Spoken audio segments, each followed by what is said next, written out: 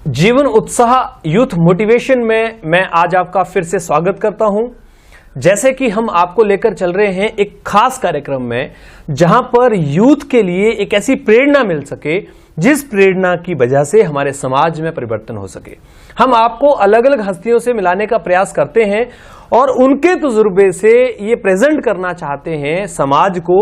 उन्होंने आज तक के संघर्ष से अपनी जिंदगी को उस मकाम तक पहुंचाया है जिस मकाम तक जाने की हर व्यक्ति की हसरत होती है।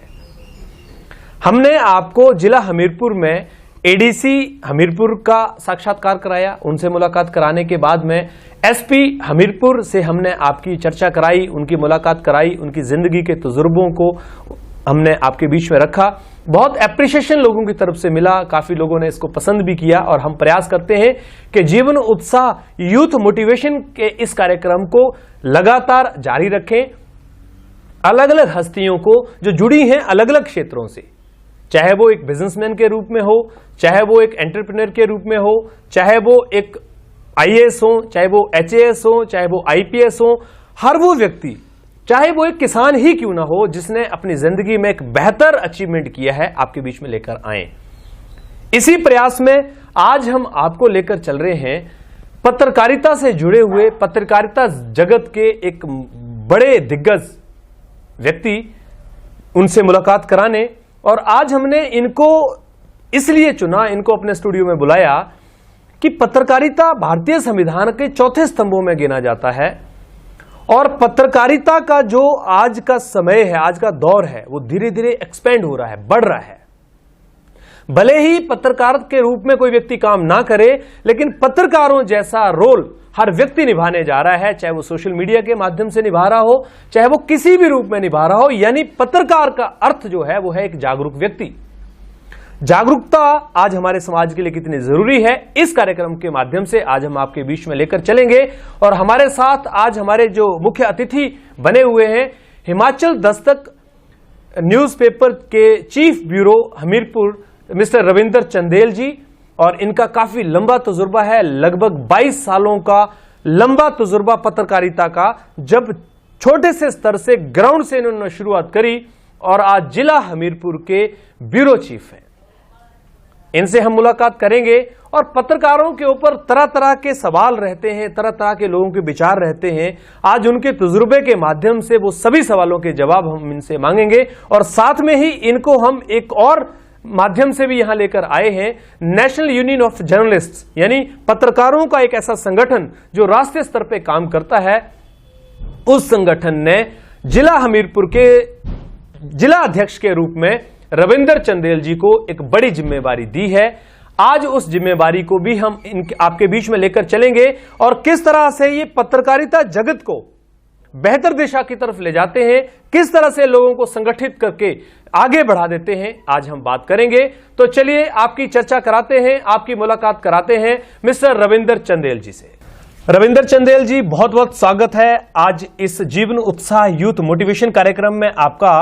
और आज हम इस यूथ मोटिवेशन के कार्यक्रम के माध्यम से समाज को आपके तजुर्बे का, जो आपने पत्रकारिता जगत में हासिल किया है और उस तजुर्बे की वजह से हजारों लोगों की जिंदगियों में बेहतर परिवर्तन भी आपने किया है, उस कार्यक्रम में हम आपका स्वागत करते हैं। नमस्कार। सबसे पहले तो मैं आपका आभार प्रकट करूंगा और साथ ही मैं ये कहना चाहूंगा कि बड़सर जैसे ग्रामीण क्षेत्र में जिस शिद्दत और जिस मेहनत से आपने जीवन उत्साह मीडिया हाउस को खड़ा किया है, वो अपने आप में एक चुनौतीपूर्ण था, लेकिन आप उस पर निरंतर ना केवल खरे उतरते आ रहे हैं, लेकिन आप उस पर निरंतर बढ़ भी रहे हैं। इसके लिए आपको बहुत बहुत बधाई। और धन्यवाद सर। आपने मेरे को यहाँ बुलाया अपने कार्यक्रम में, तो जो आपके सवाल होंगे मैं उनका जवाब दूंगा। मैं कोशिश करूंगा कि मैं बेहतर और ईमानदार ढंग से वो जवाब आपको देने की मैं प्रयास रखूंगा। जी बहुत बहुत धन्यवाद सर आपका। रविंदर जी, आपने बहुत छोटे से स्तर से पत्रकारिता शुरू की। सबसे पहले तो हम आपका परिचय कराना चाहेंगे लोगों से।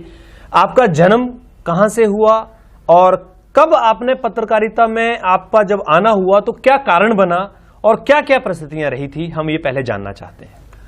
बेसिकली रमेश जी, मैं मूलतः जिला बिलासपुर में पैदा हुआ हूँ, क्योंकि मेरा जो पैतृक गांव था वो जिला बिलासपुर के एक दुर्गम क्षेत्र में था जी। लेकिन मेरी उसके बाद का जो लालन पालन हुआ है, वो मेरा बचपन जो है वो आपके ही उपमंडल में ग्राम पंचायत है, सरकार की तरफ से पिछड़ी घोषित तो ग्राम पंचायत है। मैं उस ग्राम पंचायत 60वीं से आता हूँ जी। मूलतः मैं बाई एक्सीडेंट जो है वो पत्रकारिता में हूँ जी। बेसिकली जिस गांव से मैं आता हूँ वहाँ लोग सेना में ज़्यादा जाना चाहते हैं, तो मेरे फादर साहब की भी ये इच्छा थी कि हम लोग सेना में जाएं जी।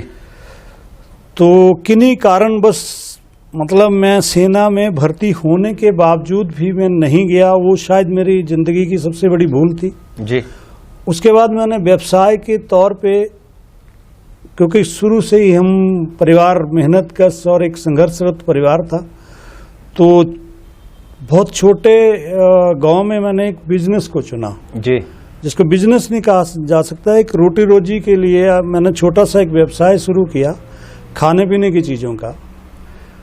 वहाँ जो एक व्यवस्था को लेके एक चुनौतियाँ आई, उन चुनौतियों ने जब मुझे लड़ना पड़ा, तो उनसे पार पाने के लिए मुझे अपने आप में लगा कि मुझे इतना सक्षम होना चाहिए, क्योंकि अगर मैं व्यवस्था के आतंक से इतना आतंकित हूँ, डरा हूँ जी, और रोज मैं मतलब मर मर के जी रहा हूँ, तो वहाँ से मुझे ये एक विचार पैदा हुआ और शायद उस विचार के कारण में आज आपने मुझे बुलाया है और मैं यहाँ हूँ। रविंदर जी, जैसे मैं आपकी बात से समझाऊं तो ये कोइंसिडेंस हुआ आपके साथ में कि आप पत्रकारिता की तरफ आ गए और कहीं ना कहीं ये आपके दिमाग में ये बात आई कि आप कहीं समाज से कहीं कोई प्रताड़ना मिलने की वजह से आपके दिमाग में आया कि कुछ आपके पास इस तरह की बात होनी चाहिए। नहीं, समाज नहीं, मैं सिस्टम से प्रताड़ित होके, जो मुझे सिस्टम की प्रताड़ना से मुझे मेरे में ये विचार आया कि मैं कहाँ अपनी बात रखूं जहाँ मेरी बात सुनी जाए। तो तब हम सुनते थे, पढ़ते थे जी, तो ये चीज़ आई कि पत्रकारिता शायद एक ऐसा माध्यम हो सकता है जहाँ मैं वो अच्छा एक ऐसा मंच है जहाँ से मेरी आवाज़ जो है वो आगे तक पहुँचेगी और फिर उसी के साथ समाज की आवाज़ को उठाने में मैं, या मेरे जैसे जो लोग होंगे तो उनकी आवाज़ को उठाने में मैं शायद सक्षम हो पाऊँ। तो उस शायद के कारण मैं आज यहाँ हूँ। जी, बहुत बढ़िया। इसका अर्थ ये हो गया कि कहीं ना कहीं सिस्टम की वजह से आप एक बेहतर पत्रकार के रूप में आज बन पाए। तो ये बड़ा एक मैसेज भी हमारे यूथ के लिए हो सकता है कि देखिए आज वाकई ही हर व्यक्ति को जागरूक होने की जरूरत है। आज समाज जिस तरह से 21वीं सदी में हम प्रवेश कर रहे हैं तो जागरूकता एक बड़ा आधार बनता हुआ जा रहा है। रविंदर जी, जैसे जब आपने शुरुआत करी थी पत्रकारिता तो क्या क्या चैलेंजेस आपको आए थे शुरू में, क्योंकि ना तो आपने कोई डिग्री की थी, ना कोई किस तरह का कोई कोर्स पत्रकारिता का किया था। ऐसे में एक पत्रकार के रूप में अपने आप को व्यवस्थित करना, स्थापित कर लेना और आज इस मकाम पे पहुंच जाना कि एक राष्ट्रीय न्यूज़पेपर के आप जिला के ब्यूरो चीफ हैं, तो क्या क्या कारण रहे थे, क्या क्या ऐसी चीजें आई थी जो आपने उनको फेस किया और उसके बाद आप यहां पर पहुंचे? रमेश जी, तब अखबार पाना भी एक चुनौती होती थी, क्योंकि अखबार, सुबह का अखबार शाम तक बड़ी मुश्किल से मिलता था जी, और वो चुनिंदा घरों में मिलता था। जी जी। तो पहली तो ये थी कि अखबार में आपकी खबर लगेगी भी तो अखबार आपको कैसे मिलेगी, ये चुनौती थी जी। और मेरे क्षेत्र से मैं बहुत अगर पीछे जाता हूं तो दो शख्सियतें ऐसी हुई जिनके बारे में हम सुनते थे जी। एक थे सरवण सिंह बनियाल जी, जो शायद उन्होंने बड़े अंग्रेजी मीडिया घरानों के लिए काम किया है जी, और दूसरे चंद्रशेखर शर्मा थे जो बड़े वरिष्ठ पत्रकार हैं और हमीरपुर से संबंध रखते हैं। कई अखबारों में उन्होंने संपादन का कार्य किया है, संपादक रहे हैं जी, लंबे अरसे तक वो ब्यूरो चीफ रहे हैं। तो मेरी प्रेरणा स्रोत ये दो लोग थे कि मैं कभी इनको मिलूं, देखूं। तो सौभाग्य दुर्भाग्य से मैं एसएस बनियाल तक तो नहीं पहुंच पाया क्योंकि वो दिल्ली में रहते थे जी। आपके बड़सर से हैं, शायद बनी से हैं जी, जी। और चंद्रशेखर जी चूंकि गांव से निकला हुआ आदमी था तो मुल्ला की दौड़ मस्जिद तक, तो मुझे लगा कि मैं जिला तक तो पहुंचूंगा जी। तो मैंने उन्हीं को ही आदर्श मान के और उसी से मैं चल के, और मुझे उनके साथ काम करने का सौभाग्य मिला है, और उनकी वो काम के प्रति डेडिकेशन और काम सिखाने को लेके उनकी जो डांट फटकार, मैं उससे होके गुजरा हूँ। रविंद्र जी, जैसा आपने बताया कि बहुत अच्छे तरीके से आपने डिफाइन किया इस बात को कि किस तरह से चैलेंजेस आते हैं, क्या क्या चीजें आपने करी, आपको प्रेरणा भी लोगों से मिली। आज का जो युग है, अब जब मीडिया का एक बड़ा विस्तृत रूप सामने दिख के हुआ आ रहा है, ऐसे में एक बड़ा चैलेंज आ गया है कि पत्रकारिता की तरफ लोगों का जो रुझान है वो धीरे धीरे समय के साथ में जो बढ़ना चाहिए था वो कम होता जा रहा है। ऐसे मामलों में, ऐसी चीजों में जब आपने संघर्ष के साथ में इस इंडस्ट्री को आज यहां तक पहुंचाया, क्योंकि हम आपके संघर्ष को इसलिए मान रहे हैं कि 20-22 साल से जब आपने एक संघर्ष करके अपनी इंडस्ट्री को यहां तक पहुंचाया है, आज युवाओं को इस इंडस्ट्री में या तो सही गाइडेंस नहीं मिल पा रही है, या फिर वो आना नहीं चाह रहे हैं, या फिर उनको जो प्रेरणा मिलनी चाहिए वो नहीं मिल पा रही है। तो ऐसे में युवाओं के लिए इस इंडस्ट्री का जो रास्ता है वो किस तरह से खोला जा सकता है आगे? रमेश जी, यहाँ मैं आपके मत से थोड़ा भिन्न मत है मेरा जी। पत्रकारिता की तरफ रुझान कम नहीं हुआ है, मुझे लगता है कि पत्रकारिता की तरफ रुझान बढ़ा है जी।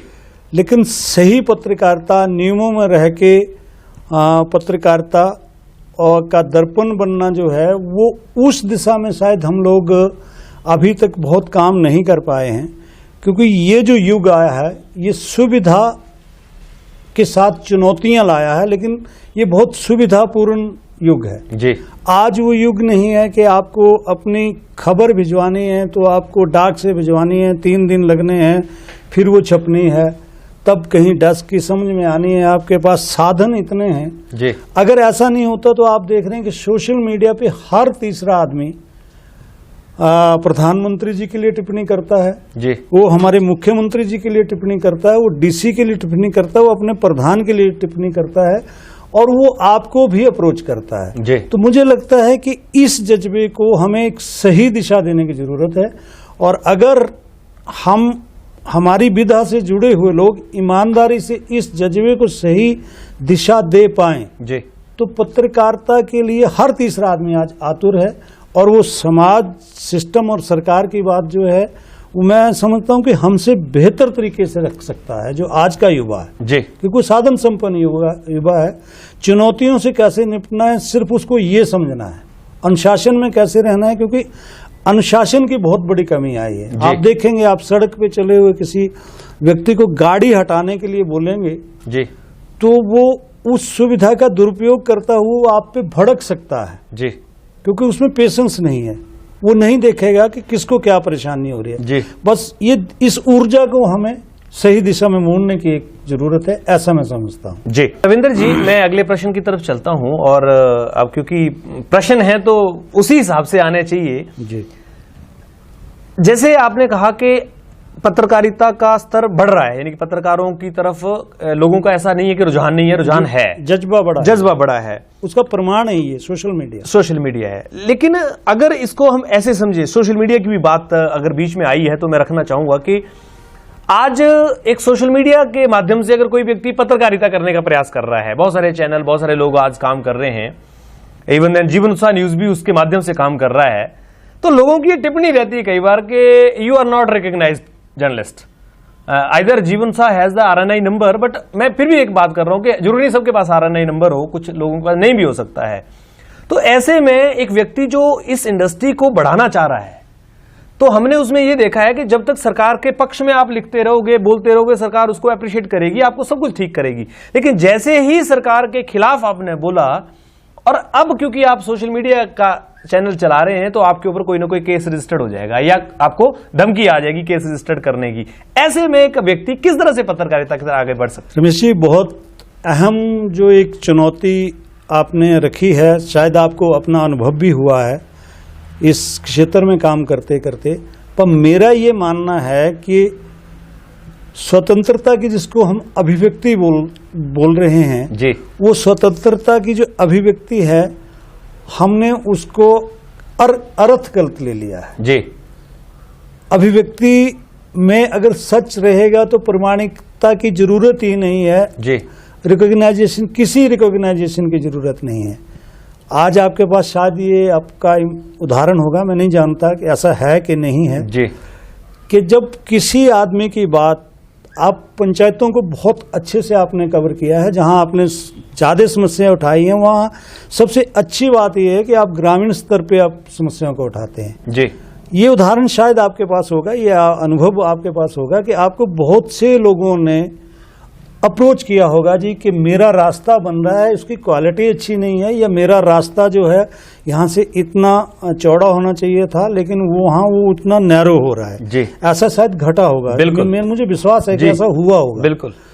तो वो जो आप एक रिकॉग्निशन की बात कर रहे हैं, जो प्रमाणिकता, वो अगर आप समाज की बात को उठा रहे हैं, क्योंकि अंततः समाज की बात ही सही सिद्ध होगी जी, तो अपने आप में प्रमाणिकता है। वो किसी की प्रमाणिकता की उसको जरूरत नहीं है, लेकिन सिस्टम को चलाने के लिए उसको एक अपना वो चाहिए। सिस्टम को चलाने के लिए हमें एक दायरे में, एक सिस्टम में हमें फिट बैठना है। उसके लिए मुख्यमंत्री जयराम जी ने अभी कोई एक उनका बयान आया है कि हम सोशल मीडिया के लिए एक पॉलिसी बनाना जा रहे हैं। जी। नीति बननी बहुत जरूरी है जी, क्योंकि नीति होगी तो नियम होगा, नियम होगा तो काम अच्छा होगा। जी। आज ये है कि सोशल मीडिया जहां बहुत बड़े प्रचार का तंत्र बना है जी, वहां ये बहुत बड़ा एक अनुशासनहीनता और बदनामी का कारण भी बना है, क्योंकि किसी पे कोई नियंत्रण नहीं है, भाषा की मर्यादा नहीं है। जी। तो उसमें छिटपुट लोग, जब सारे लोग उसमें अपने विचार रखेंगे तो कौन किस भाषा में रख रहा है, क्योंकि वो लर्न लोग नहीं है। जी। वो नहीं जानते हैं, क्वालिफाइड नहीं है, क्वालिफाइड नहीं है, उनको सिर्फ अपना भड़ास निकालनी है। जी। तो वो भड़ास पे आप पर भी अनंतर कोई टिप्पणी आ गई हो तो उसको आप सहज चुनौती की तरह लें, आएंगे। जी, मतलब हम ये मान सकते हैं कि अभिव्यक्ति और मीडिया दोनों कहीं ना कहीं मैच हो रहे हैं। बिल्कुल, दोनों का आपस में एक ही सिक्के के दो पहलू हैं। रविंद्र जी, बहुत अच्छी बात आपने बताई।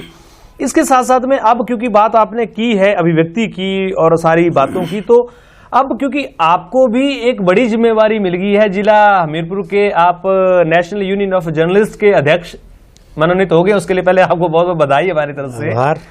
और अब आपके ऊपर एक बड़ी चुनौती ये आ गई है कि जो लोग समाज हित में बात कर रहे हैं, चाहे वो सोशल मीडिया के माध्यम से कर रहे हैं, चाहे वो अखबारों के माध्यम से कर रहे हैं, उन सबको लेकर एक बड़ा चैलेंज आता है कि जब वो समाज हित की कोई बात उठाते हैं तो जाहिर सी बात है उसमें कुछ लोग ऐसे भी होते हैं जिनसे उसका नुकसान होता है, तथा कथित कुछ ऐसे लोग जो उसमें इन्वॉल्व रहते हैं, क्योंकि समाज हित कोई ना कोई तो कर ही रहा होता है।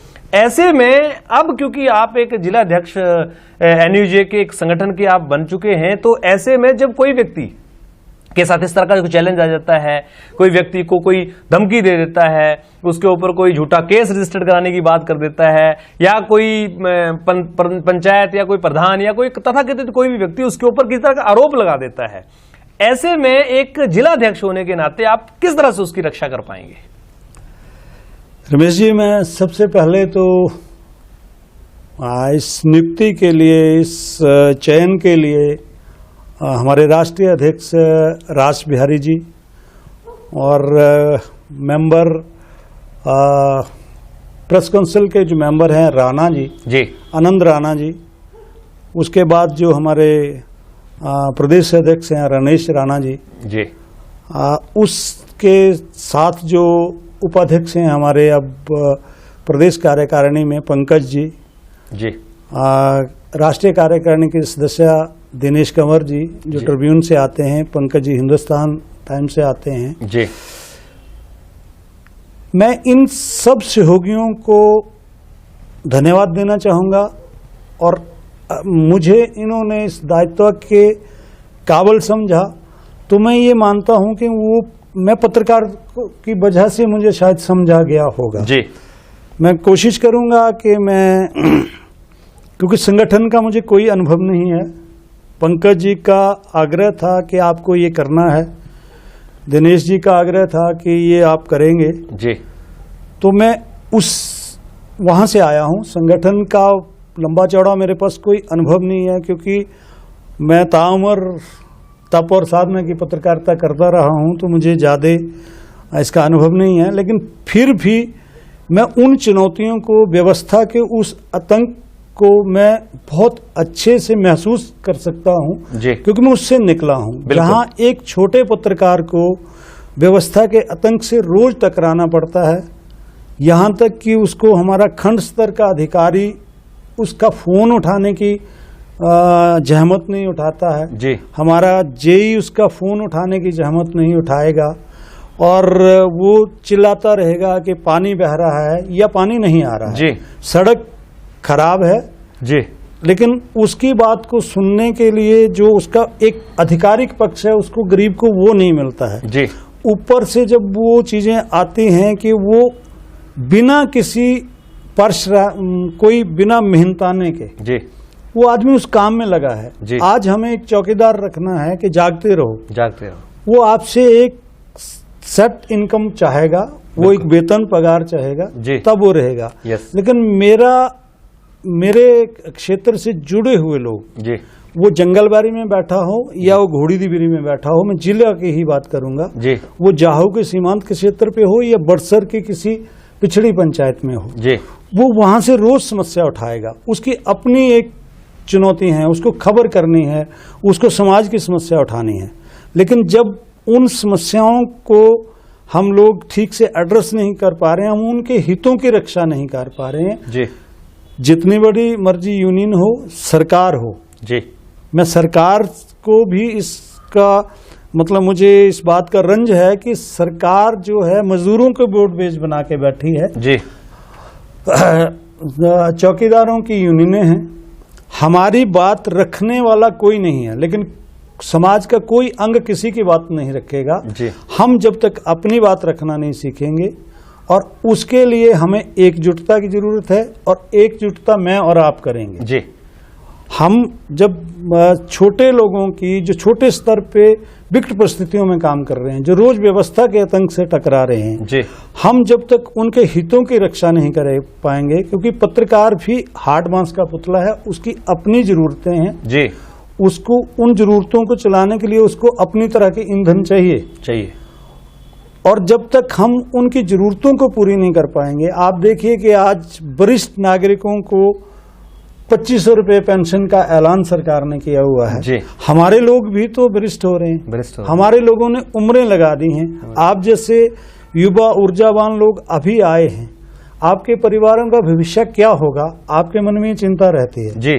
तो ये चिंता को दूर करने के लिए मैं अपनी कार्यकारिणी के माध्यम से समय समय पर सरकार के ध्यान में और उनके माध्यम से मैं ये हम सही मंच तक इस आवाज को उठाएंगे, और मैं आपको विश्वास से ये कहता हूं कि हम इसमें बेशक हम लोग इसमें पहले आदमी नहीं हैं जी, पर मैं कोशिश करूंगा कि हम इसमें अंतिम व्यक्ति जरूर हों कि हमने अपने वर्ग की समस्याओं को हल करवाया है जी।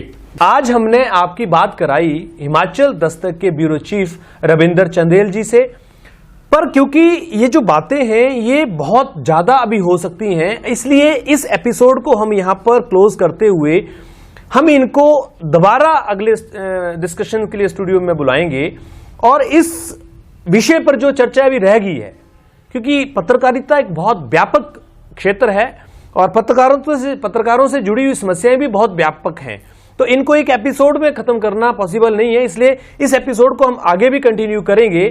और आज आप हमारे साथ बने रहे, इसके लिए आपका बहुत बहुत धन्यवाद। सभी पत्रकारों से मेरा निवेदन है कि आप इसको जरूर शेयर करें, और अपने आसपास अपने समाज में पत्रकारों का जो कहीं ना कहीं आज एक तिरस्कार भी हो रहा है, उस तिरस्कार को होने से रोकें, क्योंकि हम सबकी जिम्मेवारी है। जीवन उत्साह यूथ मोटिवेशन के साथ आप बने रहे, आपका बहुत बहुत धन्यवाद।